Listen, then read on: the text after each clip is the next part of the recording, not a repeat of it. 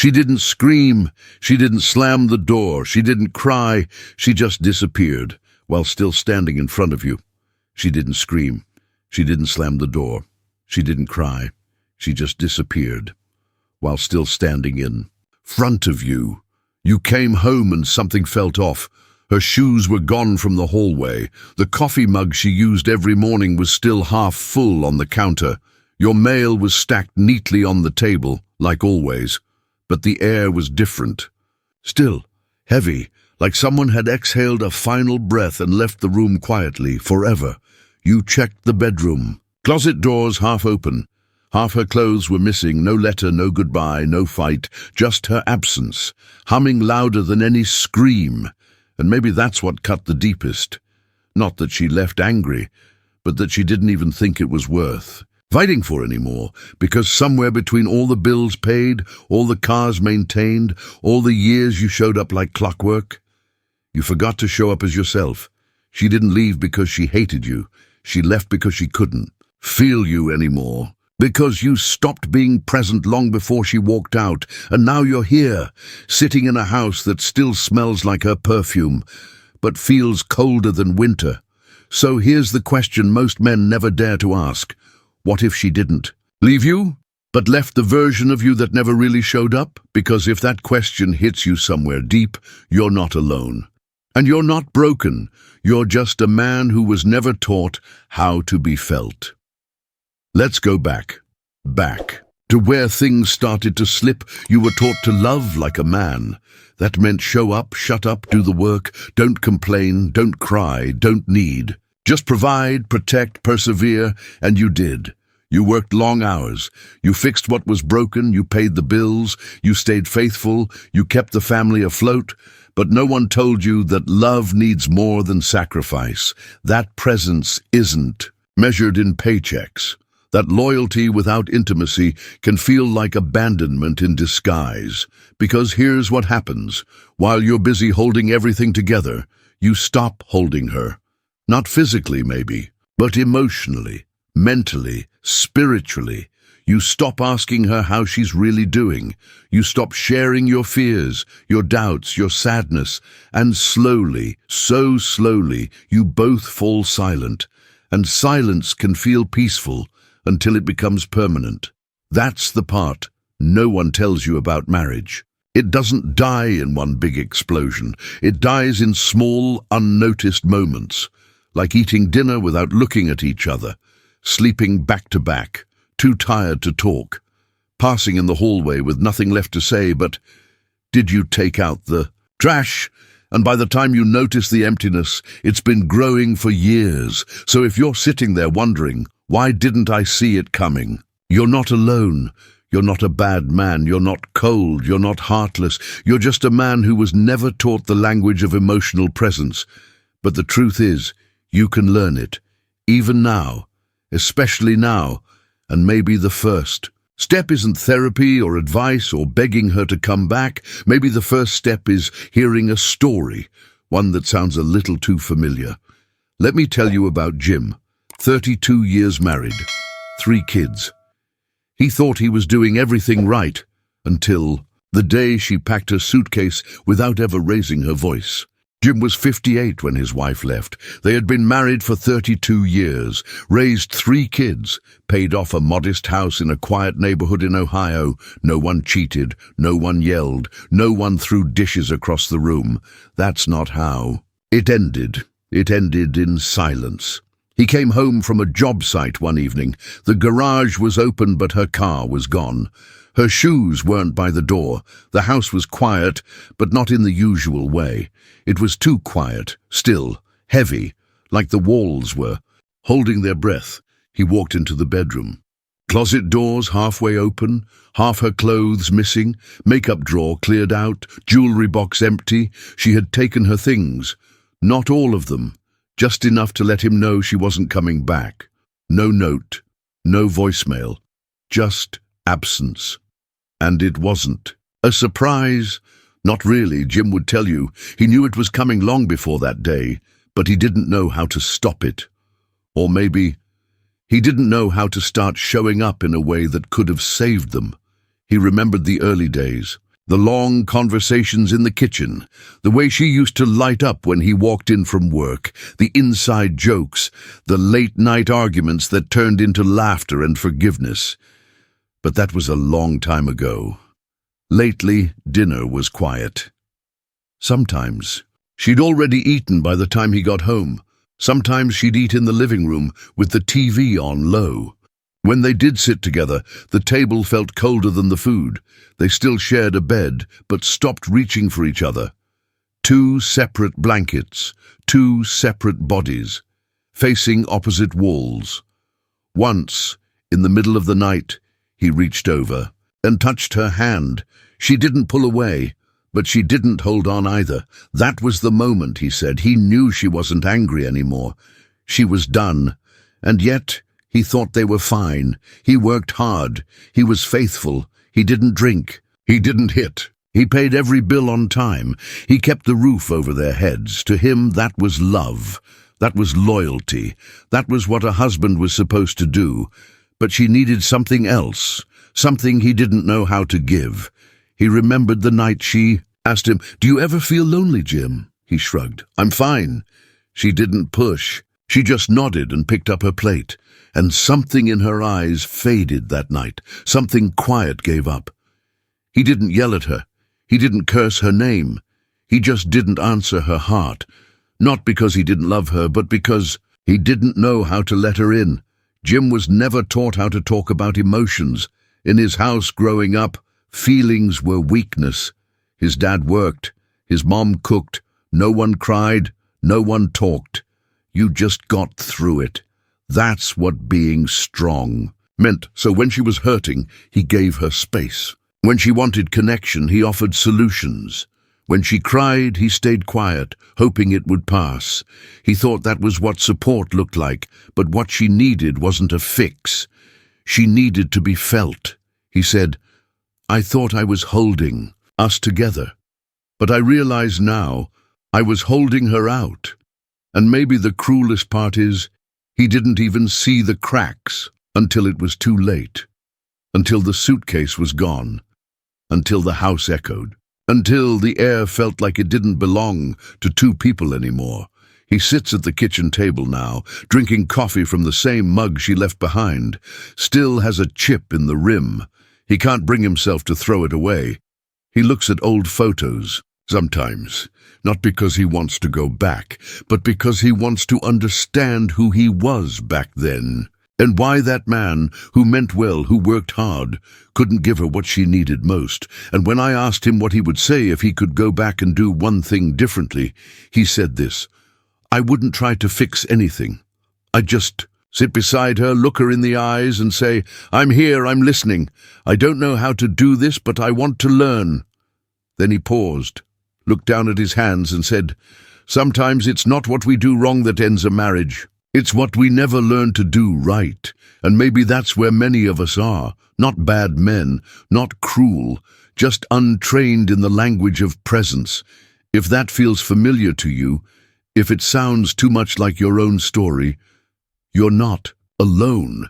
You're not beyond repair, but maybe it's time to stop asking how to win her back and start asking how to finally show up as the man she hoped you could be, the man you hoped you could be. Most marriages don't end because of betrayal or abuse or chaos. Most of them end quietly, from the inside out. They end in the spaces where connection should have lived, but didn't. Not because there was no love, but because there was no presence.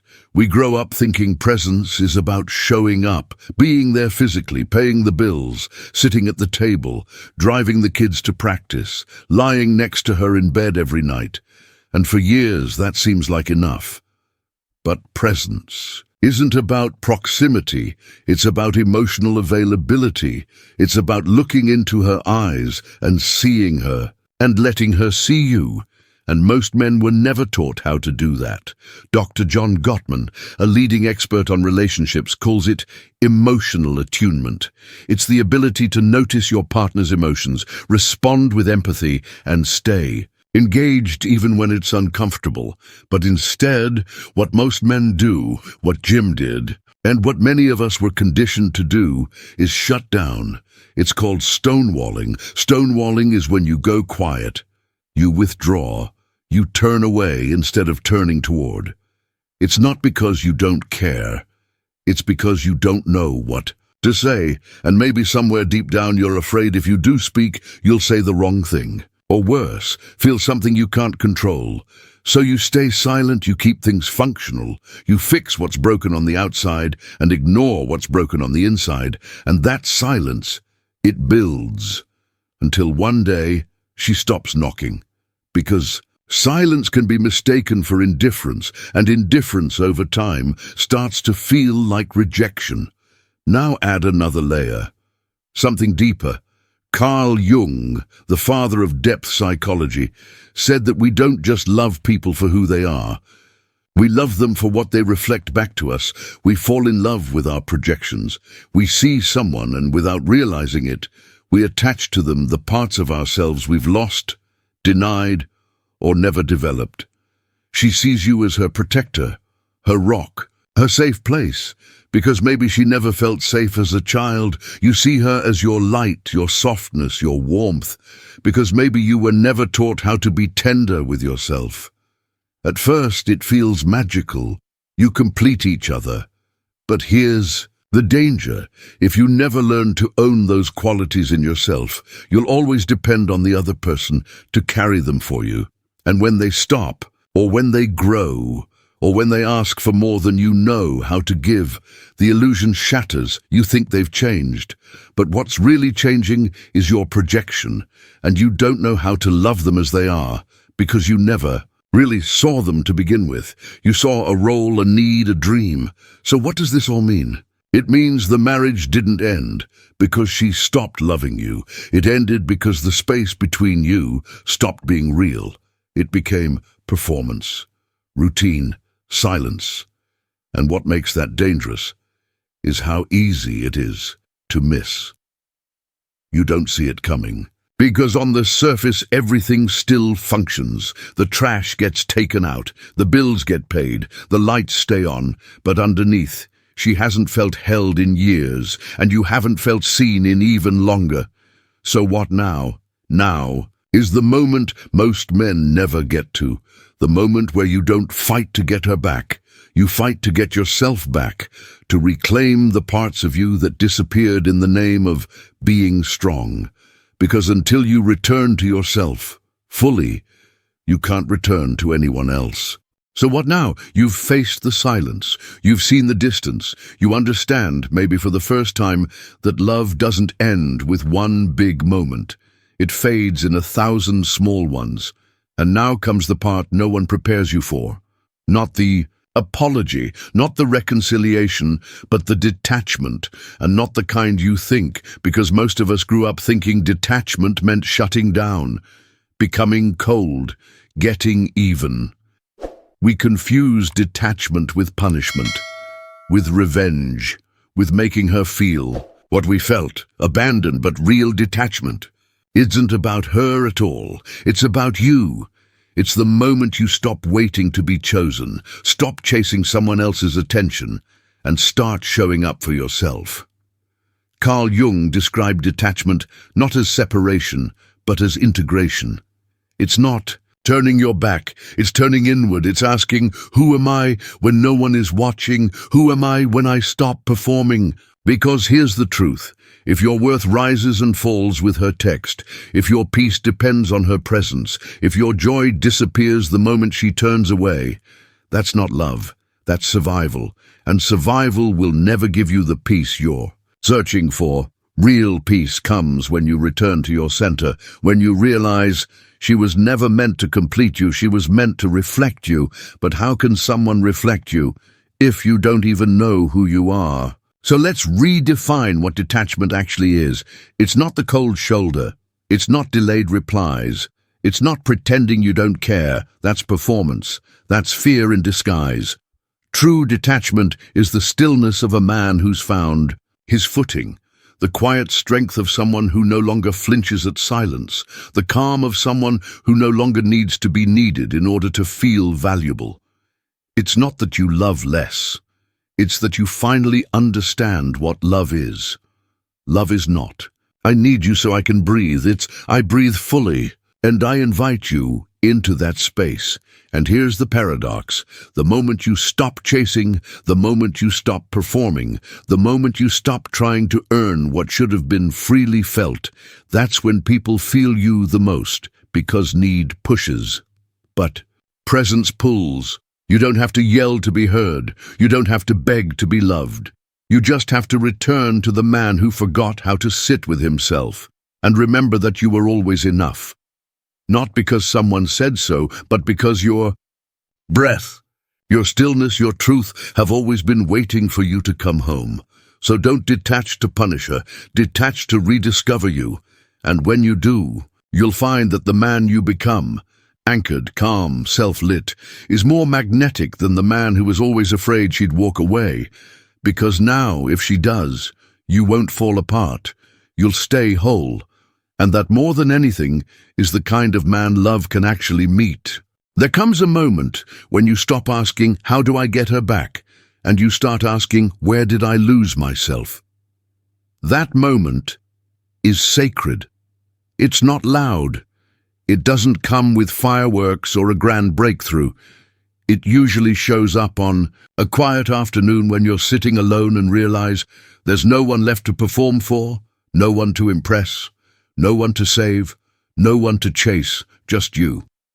And in that stillness, something ancient begins to rise. Carl Jung called it individuation, the process of becoming who you were meant to be, not for others, not for approval, not for survival, but for your soul.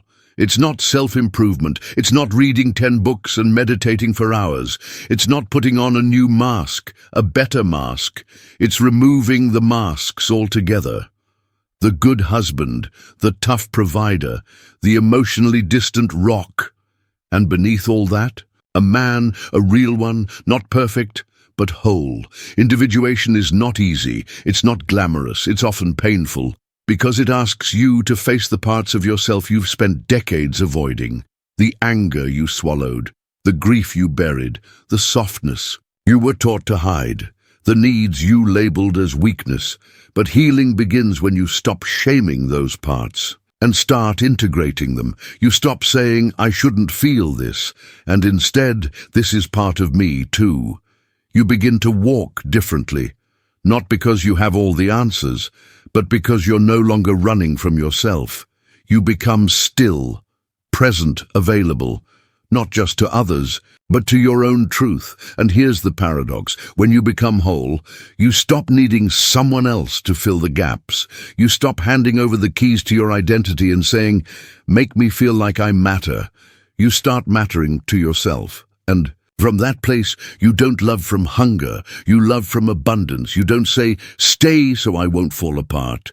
You say, stay if your soul feels safe with mine. You don't chase, you invite, you don't pretend to be strong. You become grounded. You don't ask to be seen, you learn to see. You become the kind of man whose presence speaks louder than his words. The kind of man who can sit with discomfort, with silence, with truth, the kind of man who doesn't need to be fixed because he's finally stopped abandoning himself. That's the gift of individuation. Not perfection, but clarity, and clarity changes everything. You begin to see people as they are, not as what they can give you or how they make you feel, but as mirrors, some reflecting wounds, some offering growth, all showing you. And for the first time, love stops being a performance. It becomes a sacred meeting. Two souls, both whole, both rooted, choosing to walk together, not to complete one another, but to honor what's already there. So if you've been lost, if you've been chasing love, approval, or closure, maybe it's time to stop running outward. Maybe it's time to come home, not to a woman, not to a past, but to yourself. To the man who was buried beneath expectation, to the voice you silenced, to be strong, to the feelings you numbed in order to be reliable, because when you meet yourself again, fully, honestly, deeply, everything else begins to align. Not because the world changes, but because you did. And the man who no longer needs to be chosen becomes the man love chooses naturally. If you're still here, still listening, then maybe something in this story feels familiar. Maybe you've lived your own version of Jim's silence. Maybe you've sat at your own dinner table, wondering when the warmth left the room. Maybe you've looked into her eyes and realized she wasn't angry anymore. She was just already gone. And maybe, just maybe, you've begun to realize this isn't just about her. It's about you. About the man you became to survive. About the parts of yourself you tucked away to be strong. About the version of you that showed up every day, but never really let yourself be known. This is your turning point. Not the end of the story, the beginning of a different one. One where you stop reaching outward to be chosen and start reaching inward to finally come home. And if that journey has already begun for you, or if today is the first step, I want you to know something simple but powerful. You're not alone. There are other men walking this path. Men who've worked hard their whole lives only to realize they don't know how to feel. Men who've lost what mattered most. Not because they didn't love, but because they didn't know how to be felt. So if this spoke to you, I invite you to speak back. Not for me, not for clicks, but for yourself. To name what's rising inside you. Leave a comment. Tell your story. Even just a line, even just a word. Say, I'm coming back to myself, or simply tag a man who needs to hear this. Share this if it reminded you of someone you love, because that declaration, that whisper, is where healing begins. And when one man finds his voice, he gives others permission to find theirs. So don't wait to be seen. Let yourself be known. Start here. Not because you're broken, but because you're finally ready to be whole.